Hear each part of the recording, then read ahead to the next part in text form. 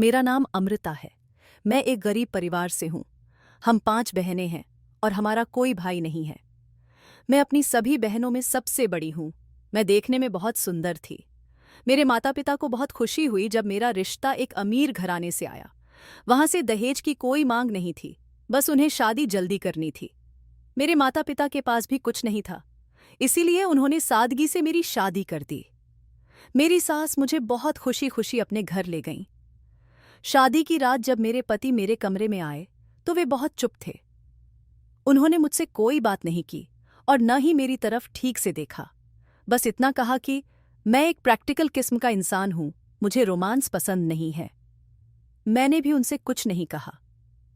मैंने सोचा कि समय के साथ मैं उन्हें समझ जाऊंगी। मेरी सास और ससुर का व्यवहार मेरे साथ बहुत अच्छा था, लेकिन शादी के कुछ ही दिनों बाद मेरे पति विदेश चले गए। उनके जाने के बाद मुझे पता चला कि मेरी सास एक बहुत खतरनाक औरत हैं। अब वह सारा दिन मुझे घर का काम करवाती रहती थीं।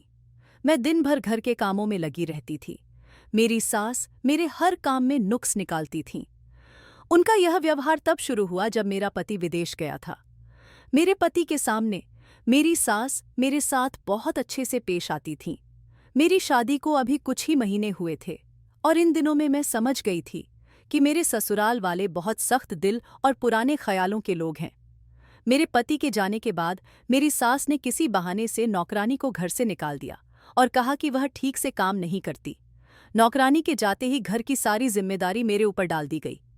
जब भी मैं घर की सफाई करती, मेरी सास कहती, तुमने ठीक से सफाई नहीं की, दोबारा करो।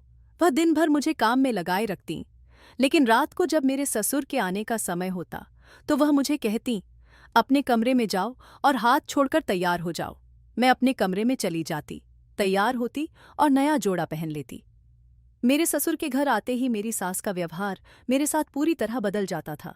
वह कहती, मैं तुम्हारे लिए खाना लेकर आई हूं।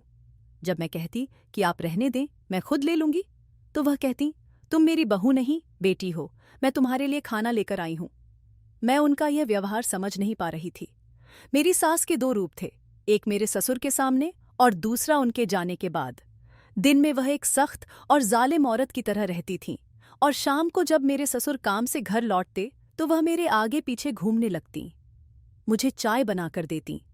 मैं नहीं समझ पा रही थी कि इस बात के पीछे क्या राज है, लेकिन जब यह राज मेरे सामने खुला तो मेरे पैरों तले जमीन खिसक गई। मेरे ससुर के आते ही वह मुझ पर मेहरबान हो जाती थीं। एक दिन उन्होंने कुछ ऐसा किया कि मैं दंग रह गई। रात को वह मेरे कमरे में आईं और कहने लगीं, तुम बहुत थक जाती हो, सारा दिन काम में लगी रहती हो, लो मैं तुम्हारे पैर दबा देती हूं। यह सुनकर मैं हैरान और परेशान हो गई।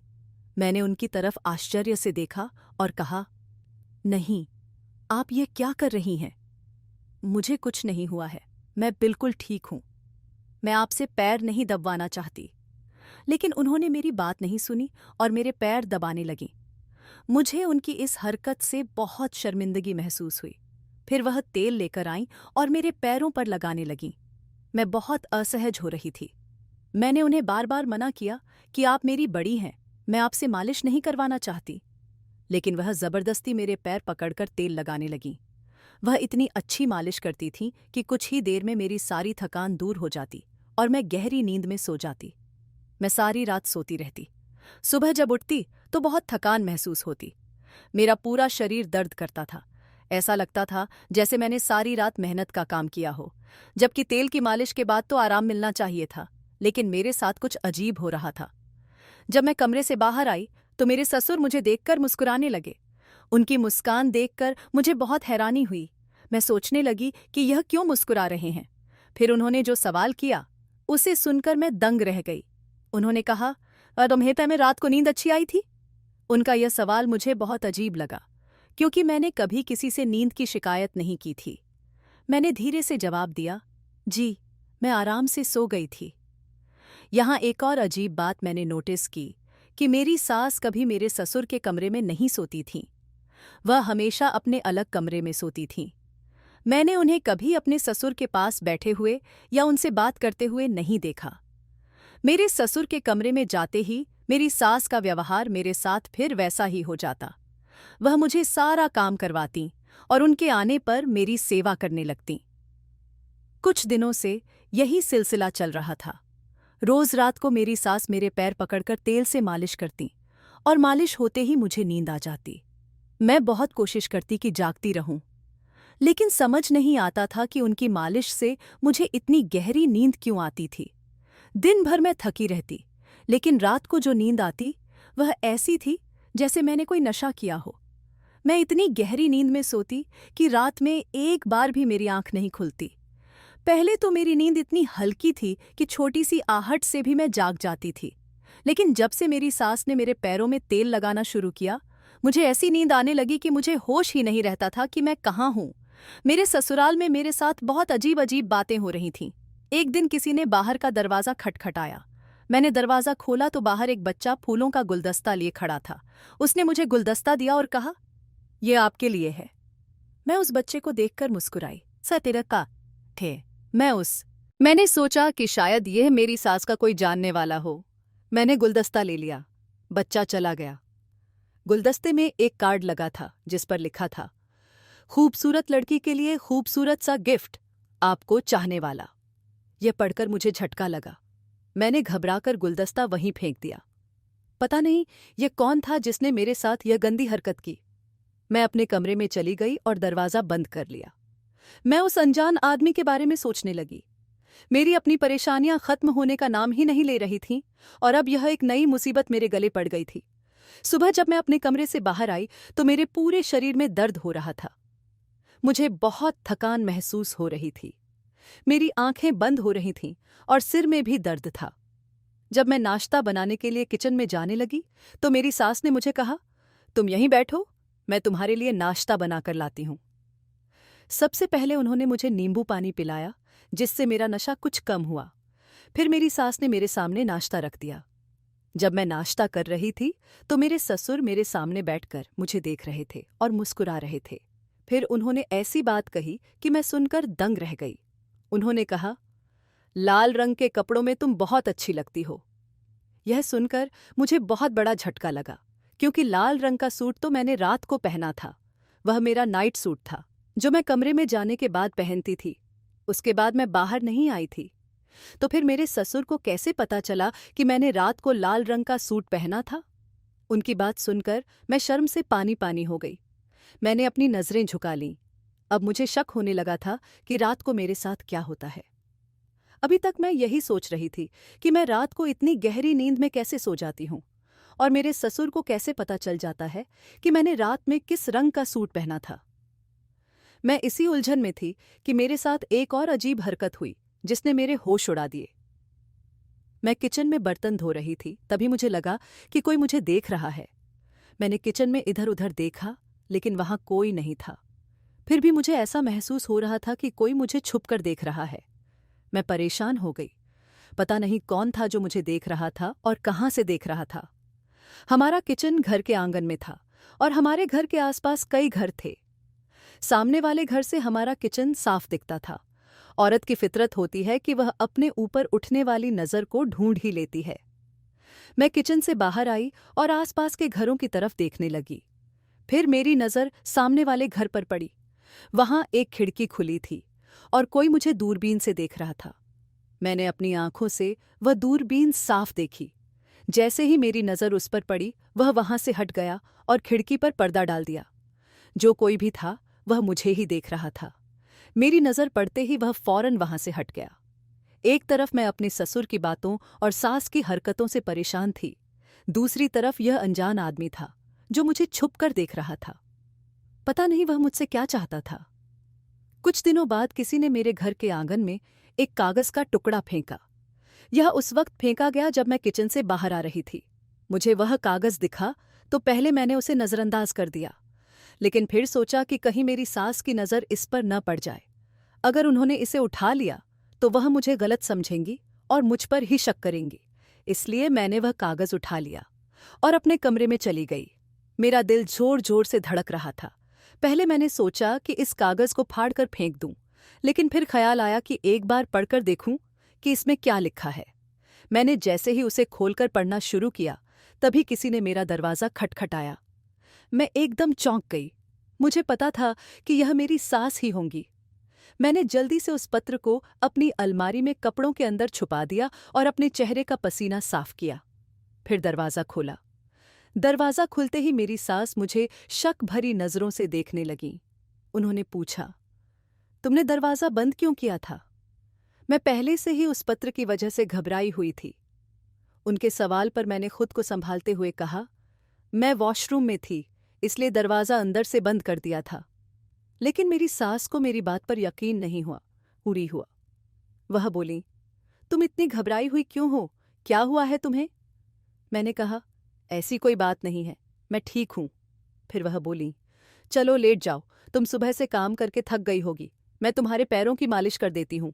मैंने उनसे कहा, आप रोज रोज मेरे पैरों की मालिश क्यों करने आ जाती हैं? मुझे अच्छा नहीं लगता कि आप मेरे पैर दबाएं। लेकिन वह मेरी बात सुनने को तैयार ही नहीं थी। आज मैंने पक्का इरादा कर लिया था कि मैं उनसे अपने पैरों की मालिश नहीं करवाऊंगी। मेरा दिल कह रहा था कि जिस तेल से वह मालिश करती हैं, उसमें कुछ गड़बड़ है। जैसे ही वह तेल लगाने के लिए आगे बढ़ीं, मैंने अपने पैर पीछे कर लिए। मुझे अंदाजा नहीं था कि मेरी इस हरकत पर वह इतना गुस्सा करेंगी। वह बोली, अगर तुमने मेरी बात नहीं मानी, तो देखना मैं तुम्हारे साथ क्या करती हूँ। अभी तक मैं तुमसे प्यार से पेश आ रही थी। अगर तुमने मेरी बात नहीं सुनी, तो मैं तुम पर हाथ भी उठा सकती हूँ। उनकी बात सुनकर मुझे डर लगने लगा। मैंने अपने पैर आगे कर दिए और वह मेरे पैरों की मालिश करने लगीं। हर बार की तरह उनकी मालिश करते ही मुझे गहरी नींद आ गई। मैं अपनी जिंदगी से बहुत परेशान हो गई थी। सुबह जब मैं उठकर अपने कमरे से बाहर आई, तो मेरे ससुर के सवाल मुझे परेशान करने लगे। कभी वह कहते, तुम आज बहुत खूबसूरत लग रही हो, तो कभी कहते, तुम्हारे खुले हुए बाल बहुत अच्छे लगते हैं। उनकी ये बातें मुझे बहुत परेशान कर रही थीं, लेकिन मैं किसी से कुछ कह नहीं सकती थी। कभी कभी मैं अपने कमरे में जाकर रोने लगती थी। जब से मेरा पति विदेश गया था, उसने एक बार भी मेरी खबर नहीं ली थी। मेरे पास मोबाइल भी नहीं था कि मैं उससे संपर्क कर सकूं। जब मैं अपनी सास से कहती कि मेरे पति से मेरी बात करवा दें, तो वह कहती, वह काम में व्यस्त है, अभी तुमसे बात नहीं कर सकता। मेरी शादी को 3 महीने हो चुके थे, लेकिन मेरे पति ने एक बार भी मुझसे बात नहीं की थी। शाम को जब मैं सारे काम से फ्री होकर अपने कमरे में आई, तो सोचने लगी कि पता नहीं मेरा पति कैसा इंसान है, जो मुझसे बात भी नहीं करता। क्या उसे कभी मेरा ख्याल नहीं आता? यही सब सोच रही थी कि अचानक मुझे उस पत्र की याद आ गई। मैंने उठकर अपने कमरे का दरवाज़ा बंद किया और अलमारी से वह पत्र निकालकर पढ़ने लगी। उसमें जो लिखा था, उसे पढ़कर मेरे होश उड़ गए। उसमें लिखा था कि वह मेरे बारे में सब कुछ जानता है और मुझे कुछ बताना चाहता है। यह भी लिखा था कि वह मुझे पसंद करता है। मैं बहुत बड़ी मुसीबत में फंस चुकी थी। वह लिख रहा था कि वह मुझे हर समय अपनी खिड़की से देखता रहता है और मेरी हालत पर उसे बहुत तरस आता है। उसकी बातें पढ़कर मैं सोच में पड़ गई कि वह मेरी हालत के बारे में कैसे जानता है। उसे कैसे पता कि मैं किस मुसीबत में हूं? न चाहते हुए भी मेरी आंखों से आंसू बहने लगे। मेरे माता पिता बहुत गरीब थे। मेरी छोटी बहनें भी थीं।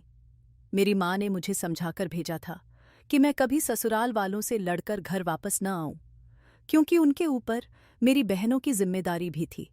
इसलिए मैं मायके भी नहीं जा सकती थी। मेरे पास कोई नहीं था जिससे मैं अपना दुख बांट सकूं। मेरे ससुर की बातों से जो ख्याल मेरे दिल में आ रहे थे, वह बहुत गलत थे। इस समय मैं बहुत तकलीफ में थी। जो भी मेरी परेशानी समझ लेता और मुझे 2 बोल तसल्ली के कह देता, उसे मैं अपना समझ लेती। न चाहते हुए भी मैं किचन से बाहर निकलकर आंगन में खड़ी हो गई और उस खिड़की की तरफ देखने लगी। सामने की खिड़की का पर्दा हटा हुआ था। वह आदमी दूरबीन से मुझे देख रहा था। मैंने अपने आंसू साफ किए और अपने कमरे में चली गई। ऐसी हालत में मुझे अपने पति की बहुत ज़रूरत महसूस हो रही थी, लेकिन वह मेरे पास नहीं था।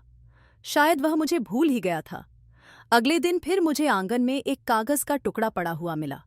मैंने उसे उठाकर पढ़ा तो उसमें लिखा था कि रात को छत पर आ जाओ, लेकिन मैं रात में छत पर नहीं जा सकती थी। मैं बहुत बड़ी मुसीबत में फंस चुकी थी। मेरी सास तो रात में भी मेरा पीछा नहीं छोड़ती थी।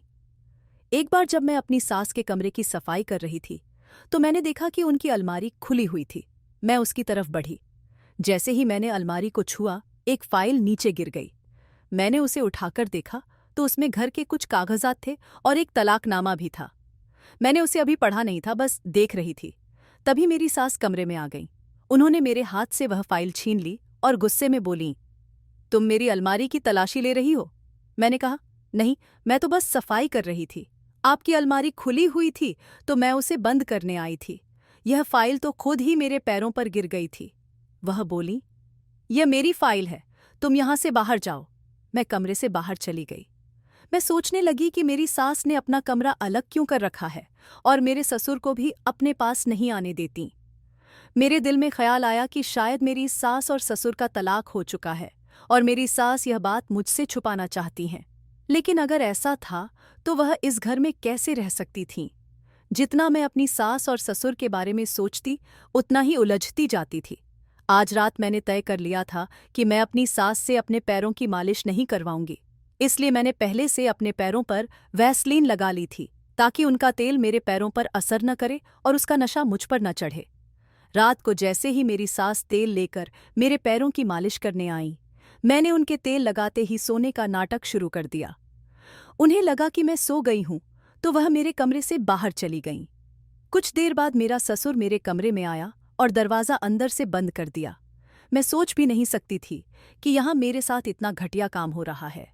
जैसे ही मेरा ससुर मेरे पास आया, मैं घबराकर उठकर बैठ गई। मुझे जागता हुआ देखकर वह पीछे हट गया। मैंने उससे कहा, आपको शर्म नहीं आई रात को मेरे साथ ऐसा गंदा काम करते हुए? तभी मेरी सास भी कमरे में आ गई। मुझे जागता हुआ देखकर वह भी हैरान हो गई। मैंने अपने ससुर से कहा, मैं आपकी बेटी जैसी हूं और आप मेरे साथ यह पाप कर रहे हैं। वह नजरें झुकाकर बोला, मैंने तुम्हारे साथ अभी कोई गलत काम नहीं किया। मैं यहां बस तुम्हें देखने आता हूं। तुम मुझे बहुत अच्छी लगती हो। मैं तुमसे शादी करना चाहता हूं। उनकी यह बात सुनकर मेरा मन किया कि मैं उनका गला दबा दूं। मैंने कहा, आपको बिल्कुल भी शर्म नहीं आ रही ऐसी बातें करते हुए? मैं आपके बेटे की पत्नी हूं। इस पर मेरी सास ने मेरे ससुर को कमरे से बाहर भेज दिया और मुझसे बोली, कौन सा बेटा और किसकी पत्नी? वह तो कब का तुम्हें छोड़कर जा चुका है। मैंने उससे तुम्हारी शादी इसी शर्त पर करवाई थी कि वह तुम्हारे साथ नहीं रहेगा। वह तो विदेश में पहले से शादी कर चुका था, लेकिन मुझे अपने घर में एक मुफ्त की नौकरानी चाहिए थी। इसीलिए मैंने ऐसा घर ढूंढा जहां के लोग अपने बेटे को ससुराल वालों की हर हरकत सहने की सलाह दें। तुम्हारे माता पिता भी ऐसे ही थे, इसीलिए मैंने अपने बेटे की शादी तुमसे करवाई। जब वह वापस जाने लगा तो तुम्हारे लिए तलाक के कागज छोड़कर गया था। मैंने तुम्हें यह बात इसलिए नहीं बताई क्योंकि मैं तुम्हारे बारे में कुछ और सोच चुकी थी। अब मेरा पति तुम्हारा ससुर नहीं है, मैं तुम्हारी शादी उससे करवा दूंगी। वह आगे बोली, मेरे पति के दिमागी हालात ठीक नहीं हैं। वह जो चाहता है वही करता है। सारी जिंदगी उसने मुझे मारा पीटा और अब तुम उसे पसंद आ गई हो। मैं तुम्हारी शादी उससे करवा दूंगी और अपनी जिंदगी सुकून से गुजारूंगी। जो तकलीफ उसने मुझे दी, अब वह तुम सहोगी। तुम्हारे पास वापसी का कोई रास्ता नहीं है। यह कहकर मेरी सास मेरे कमरे से चली गई। मेरा पति मुझे तलाक दे चुका था और मुझे इसकी खबर तक नहीं थी। अब मैं इस घर में कैसे रह सकती थी? मैं किसी भी सूरत में इस घर में नहीं रहना चाहती थी। मुझे सारी जिंदगी की गुलामी और तकलीफ बर्दाश्त नहीं करनी थी। मैंने अपना सामान उठाया और कमरे से बाहर निकलने लगी।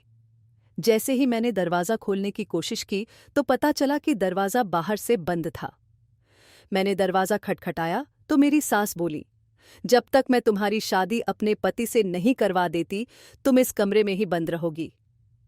यह सुनकर मेरे पैरों तले से जमीन खिसक गई। मैं ऐसा किसी भी हाल में नहीं कर सकती थी। मैंने अपनी सास से मना कर दिया। मैंने कहा, दरवाज़ा खोलो, मुझे यहां से जाने दो। मेरी सास बोली, तुम्हें हर हाल में मेरे पति से शादी करनी पड़ेगी, वरना मैं तुम्हें इसी कमरे में भूखा प्यासा रखूंगी। मैंने उनसे बहुत मिन्नत की, लेकिन उन्होंने मेरी कोई बात नहीं सुनी। मैं रात भर अपने कमरे में रोती रही। अचानक मेरे दिमाग में उस आदमी का ख्याल आया जो सामने वाले घर से अपनी खिड़की से मुझे देखता था। मैंने अपने कमरे की खिड़की खोली और वहां खड़ी हो गई। मैंने देखा कि सामने की खिड़की भी खुली हुई थी और कमरे में रोशनी थी। मुझे एक उम्मीद की किरण नजर आई। मैंने सोचा कि शायद यह आदमी मेरी मदद कर सकता है। मैंने उसके सामने अपने हाथ जोड़े और इशारे से कहा, मेरी जान बचा लो। मेरे पास बस यही एक रास्ता था। कुछ देर बाद ही मेरे कमरे का दरवाज़ा खुला। बाहर पुलिस मौजूद थी। वह आदमी मेरी बात समझ गया था। मैंने पुलिस को सब कुछ बता दिया। पुलिस मेरे ससुर को पकड़ कर ले गई। मैं अपने मायके वापस आ गई। कुछ दिनों बाद उसी आदमी ने, जिसने मेरी मदद की थी, मुझसे शादी कर ली। अब मैं उसके साथ खुशहाल जिंदगी गुजार रही हूँ। दोस्तों, उम्मीद करती हूँ आपको मेरी कहानी पसंद आई होगी। अगर कहानी अच्छी लगी हो तो वीडियो को लाइक करें। अगर आप चैनल पर नए हैं तो चैनल को सब्सक्राइब करें और नोटिफिकेशन बेल को ज़रूर दबाएं ताकि अगली अपडेट सबसे पहले आपको मिले।